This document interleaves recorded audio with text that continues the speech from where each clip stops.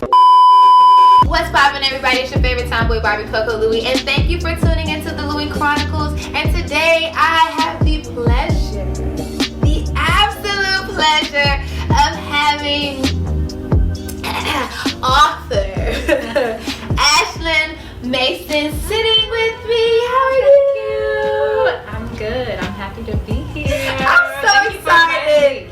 Listen, you guys don't know, me and Ashlyn, we go way back. So I'm really excited because this is such a huge accomplishment and I'm just still overjoyed just with the whole thing.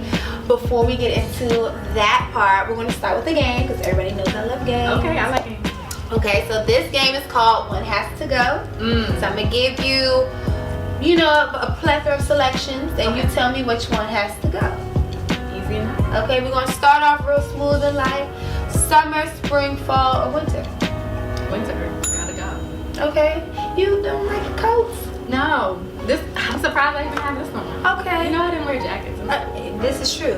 This is very true. Okay, shrimp and grits, regular grits, chicken and waffles, or cereal. I feel like that's a dead giveaway. Yeah, that's cereal can go. That's a dead giveaway. Okay, so let me take it back. Shrimp and grits or chicken and waffles? Which one has to go? Okay, that's a good one because I'm gonna have to think. This is really hard because I love shrimp and grits, but I do love a good heavy carb. Okay. Shrimp and grits don't have to go. Okay. With chicken and waffles. Okay. Listen. That's perfectly fine. I'm not too keen on the shrimp, but I'll eat shrimp with shrimp and grits, but not shrimp by itself. Really? I'm weird. I never knew that. Like not a good fried shrimp. I don't like the texture. Like nothing. Oh man. Okay. So date nights. We have a nice walk, along the water, wine tasting, or a good movie and dinner. Okay. Which one has to go? So I love a good wine tasting, so we're gonna keep that. Okay. The first one was what, a walk? Like a nice walk along the water. And then movie And dinner. So when we say go, like we never can do that again, or yeah, we can do that. Okay. We can never do it again. well, I'm gonna toss the walk. Right. Yeah, I love a movie. Okay. I love a movie. I can't give that away. Okay. Whatever. Okay. If I had to choose. Okay. I'll toss the walk. Last but not least, we have nice flowing weave or wig, honey. Or a nice braid down, honey. Or just your natural tresses. Which one has to go? I can't get rid of my own hair. It's gotta be bald. Okay. I'm gonna toss the weave. Okay. Fair enough. Braids are in my budget. Okay. So now we're gonna jump straight into the meat and potatoes. My favorite part, because I'm ready to get to this. Okay. So first and foremost, you're from the Maryland area. Yeah. I want. Is Annapolis considered PG, or is that Anne Arundel? Anne Arundel. Okay. Anne Arundel County, yeah. So you have a background in dance and all of that thing. So just tell us a little bit more about your upbringing, things like that. Okay. Well, yeah, I'm from Maryland. Grew up in Crofton, Maryland, Anne Arundel County, like not too far from PG County. I had a lot of friends that went to Louie High School growing up. I went to Arundel High. Left for college and went to Virginia State University. Hail State. Orange and blue. And studied mass communications, you know that. And started off, my first curricular activity in college was radio training. I think it was like the first week of school, like right after freshman week. We had the sign-ups, and I think a whole bunch of people were like in that meeting to like go forward and actually do the training, and I think it ended up being you and me. That's where it all started. We had an amazing trainer, Trey, taught us everything that we knew, and was on air like maybe like 2 months. I think our second semester freshman year is when it started, and so I stuck with that all throughout college. Virginia State had a program called The Issue Today. And I would write the scripts and then memorize those scripts. And I worked with a great producer, Jesse, who still, I believe, works on the show. Emmy nominated, and it was like, it was such a great experience. And so I couldn't do both. So I ended my college career with television and got like the bug. And then did more freelancing for BET and Viacom at the time, and did a lot of live events. Graduated a semester early from state for a job in radio. So I came back home and worked at CBS Radio at the time, which is now Intercom, and was an event marketing coordinator at the time, and then transitioned from there to do some other things in marketing. I worked in publishing, tried the nonprofit, and now I work for news. So that's kind of like the career trajectory. And then you mentioned a little bit about dance. Fun fact, I was a dance teacher for some time. So art has always been a thing for me. I've always knew that I wanted to be around creating content. Wasn't sure how I could make a job of that when I was in middle school, high school, but I just knew I wanted to be able to write stories and tell other people's stories, tell my own one day. So yeah, I've always really been into the arts.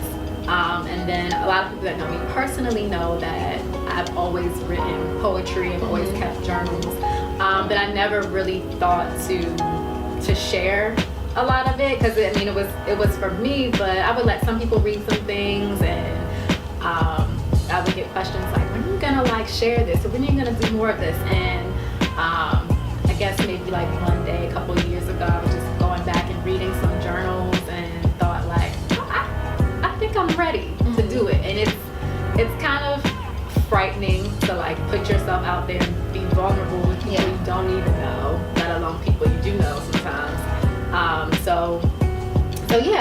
And I just kind of took the leap to share a little more, and that's how I was inspired to put my pieces together and publish a book. Okay. So I'm really trying to like hold my excitement in and not jump ahead of myself, but would you say that your love for writing poetry kind of led you to this point, because you know just now kind of gave us a rundown of the different things in your career path that you've done, and you know, if you listen closely, like there's writing involved in some kind of way. So do you think that all of this ultimately led you to the path of, you know, writing, creating, growing fruit? Definitely I do, because that's how things happen. Like they can be so subtle. You don't realize that you're training for something someday until it's in your lap and you're like, oh wait, that's why. But I always went with things that I was drawn to. Like I never really operated outside of anything that I didn't want to do. So yeah, definitely I think to think about it, everything that I've dealt with or did in my career has gone back to writing of some sort, or telling a story, or talking to people, and you know, whether it's verbal or pen and paper. So Yeah. Okay. I think so. Yes. Okay, so who would you say are some of your influences, your favorite writers, or people that you kind of draw inspiration from when whether you're writing for yourself, just for your own therapeutic reasons, or you know, in the process of writing, you know, growing fruit? Yes. So I have a lot of things influence me, just like day to day, talking with family, friends, personal experiences. But the late great Maya Angelou, of course, she inspired me a lot. And I would say when I really, cause I would, you know, write in journals and stuff like elementary school, kind of like Dear Diary, thought it was Moesha. I'd made time to see him whenever he wanted me to. I just don't get it. It's like a space maggot ate through his brain or something. I wish Q. And then we all, girl. Because I mean, she just made it seem so, it was so nice. So I did, that's just what you do. But I didn't know that some things I would write could be like maybe considered poetry. And then we studied more of Maya. I think this was maybe like Dr. Maya Angelou in 6th grade. And I was trying to emulate her writing, but I didn't know what she was really talking about. I didn't really know what she was talking about, but I thought I did, and I turned it in, and my teacher was like, ooh, okay, like you're either advanced. I was talking about brown skin and like just all the things that Maya was talking about, but it was just because she wrote like that I wanted to too. Like I was trying to emulate her at that time, but I kind of got the bug. So I was reading more poetry books than anything else. And then Gwendolyn Brooks. I just always have loved her cadence and writing. She's so concise with her poetry, the stories that she told as well about our people. So I was always inspired by that, and of course Langston Hughes. So I read a lot of poetry books when I was younger, and just like things that happen day to day are, I would say, easily things that inspire me. And the greatest inspiration is just real life experience. Okay. Yeah. Okay. So now we can kind of dive in. So you wrote in a book, Yes. entitled Growing Fruit, and this is a book filled with poetry.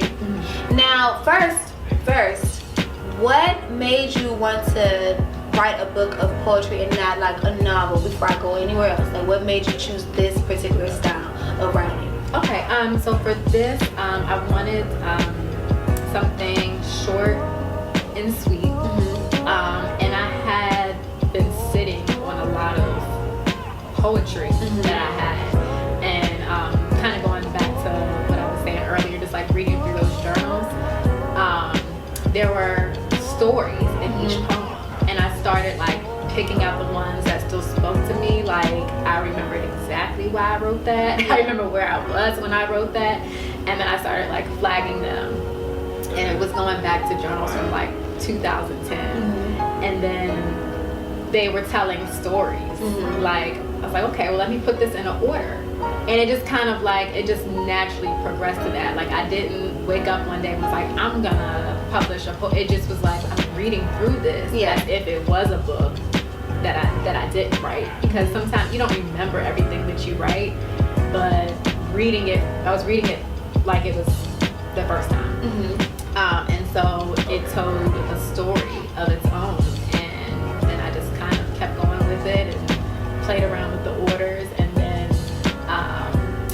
gave titles to each one, and it kind of, I don't want to get too far ahead, but it really tells a story from like hopelessness to optimism. So like a place of opposition to like joy and fullness, and that's what I got from it. I was like, I think I have to continue doing something with this, and then it led to a collection of poetry and devotionals. Okay. So now going into Growing Fruit, in the book, I like how it's sectioned off by different parts, but I like how at the end of each section you give the reader a chance to journal and write. Now when you did that, what was your intent for them to write how they feel after reading this certain selection, or write whatever they feel, like if they're inspired to write something, like what was your intent for that particular part in each section of the book? Yeah, anything really. So each chapter ends with pages for journaling, and it can be their response to a poem or whatever they think about. If they're writers of their own, maybe hopefully they can be inspired to write something else, or maybe they account for something, like maybe they read a poem and it reminds them of an experience that they had, and it inspires them or it evokes them to write a note or a to-do list. I don't know, like anything that they want it to be. That was I looked at that as my gift to the reader, for picking up the book, for reading the art, and then being able to hopefully create their own. Because I want the readers to have an experience, to share an experience. A lot of the poems are written in first person, so they can put themselves in there. So it's a way to share an experience and to make it interactive too, because there's some interactive elements within the book too. Okay, so with the book, now you're saying you're pulling inspiration, whether it's from your own life or, you know, different sources or whatever. Was there ever a moment, either while writing the book or once you was like, okay, like it's done, like just a feeling of anxiousness, like how it's going to be perceived, or you just kind of just like, you know what, this is just me, and if you feel it, you feel it, if you don't, you don't. Yeah, oh, of course, because I mean, you put something out there, you want it to be well received, but you can't be paralyzed by perfection. Yeah. So there it is. Like, you know, just put it out there. But it definitely took some like time. I mean, I started this like a year and a half ago. And then, you know, there are definitely moments more, you know, some days more than others where I'm like, oh, I don't know, should I, maybe, and then I'm like, I put too much into it to not. You know, I've received so much encouragement from family and friends that were like, you know, go ahead, push it forward, don't sit on it, because you have to start somewhere. So if you are drawn to certain things and have a passion about it, you know, you want it to be well received, obviously, but you can't let that keep you in the dark. So I moved forward with it, and so far it's been well received. So. Okay, so I just want to piggyback really quick, but still tying into where we are right now. You said that you know, Dr. Maya Angelou was one of the writers that influenced you so much to the point like you tried to emulate her writing. How important would you say representation is when it comes? People often think representation is for, you know, the visual, like, oh, okay, like if we're on screen, there's nothing wrong with that, you know, to be on screen and have somebody where you're at work and to see someone who looks like you. But how important would you say, I'm about to go coronavirus! A few moments later. The devil said, oh, you want the water? Oh, okay, watch. You remember where you left off?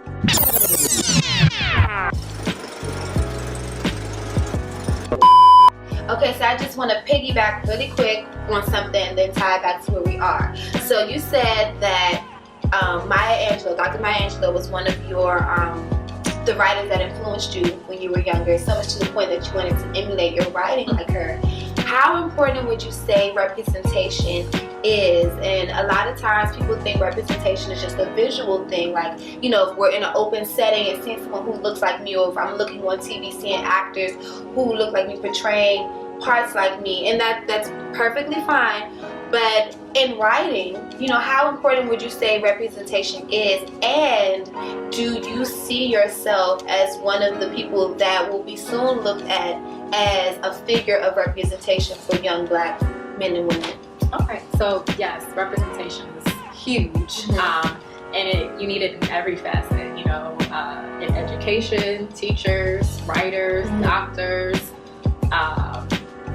any and everything, because sometimes that is what motivates a young person. If, you know, from what I've seen is if I go to school to do like a career day, most of the Black students will come to me first.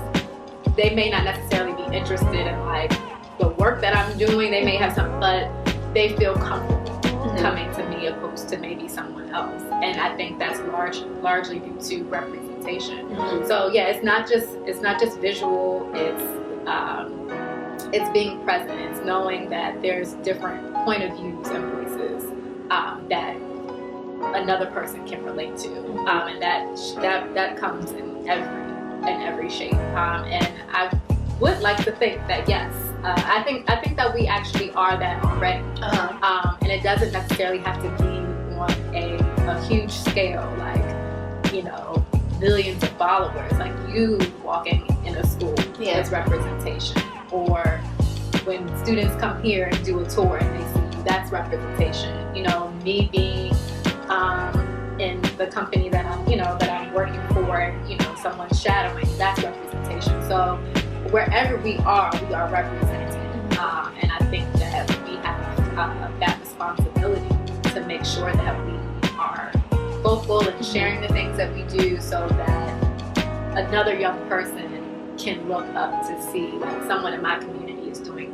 like that gives me the confidence to do it, or it's a resource. And that's what I always hope to be is if anything, also a resource to anyone, a young person, a peer, or anything. If there's knowledge that we have, we should openly pass it on. I think that's really important. Okay.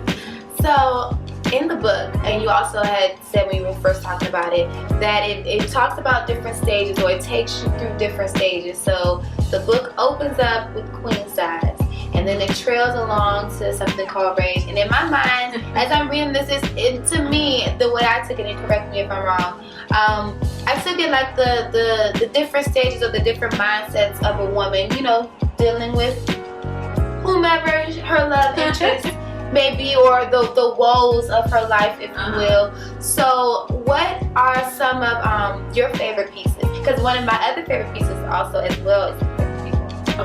Okay, good. So yeah, I mean, well, one, I also am a type of writer that leaves things open for the reader to interpret. So if that's what you got, that's what it is. Okay. There's no wrong answer. There's no wrong answer. But when I was writing it, definitely, for sure. The first chapter, like you said, is kind of like the woes. It's titled Wailing Winds. So of course there's opposition there. Yeah. But the good news is she doesn't stay there. Okay, sis got up. She doesn't stay there. That's not the entire.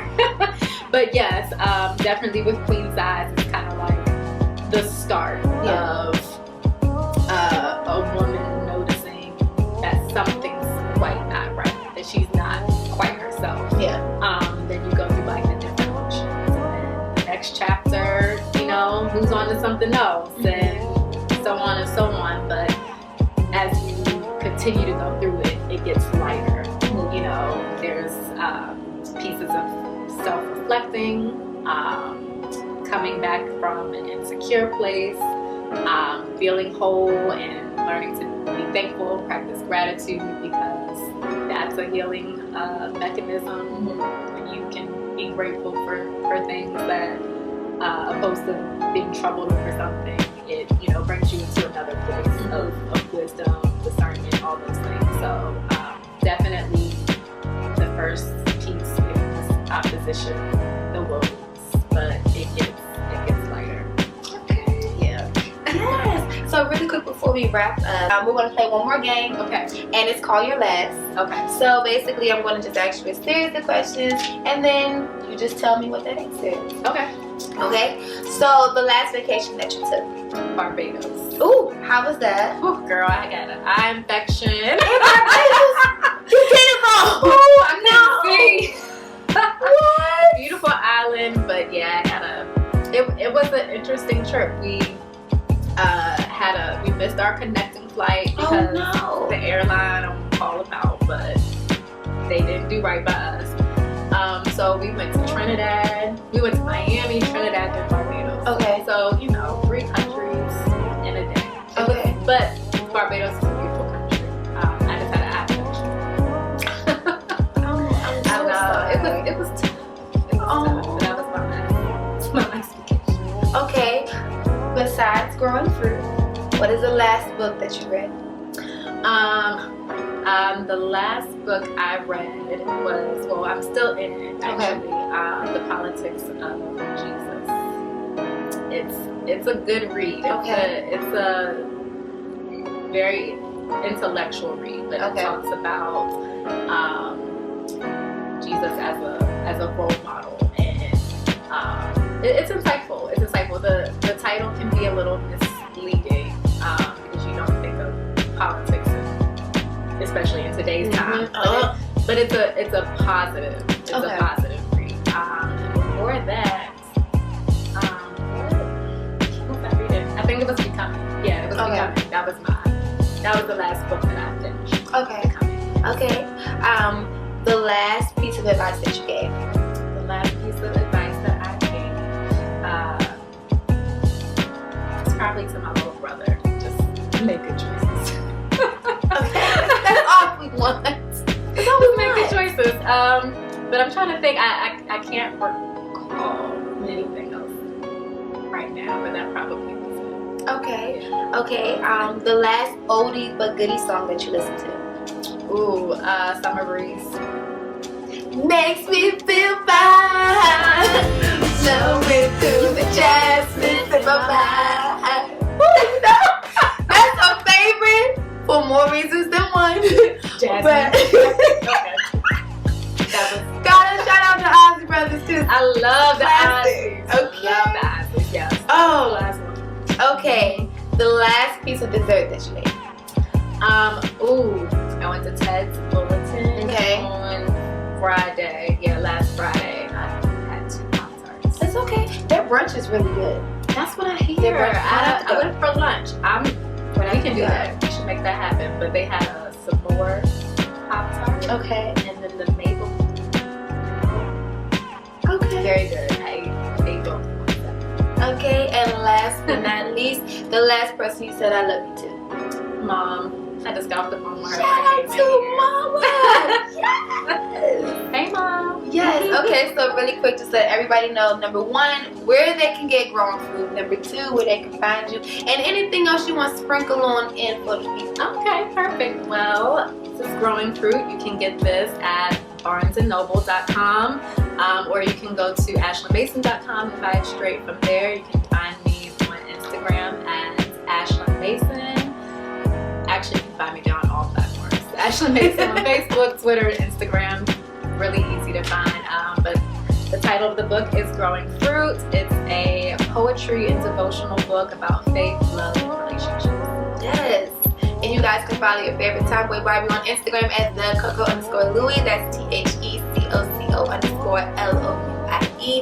Twitter is CoCo_Louie. And make sure you guys are keeping it locked on your airways to WPGC 95.5 the TNA, the DMV, because you can catch me right on your airways. Anyway, till next time. Bye, guys. Bye.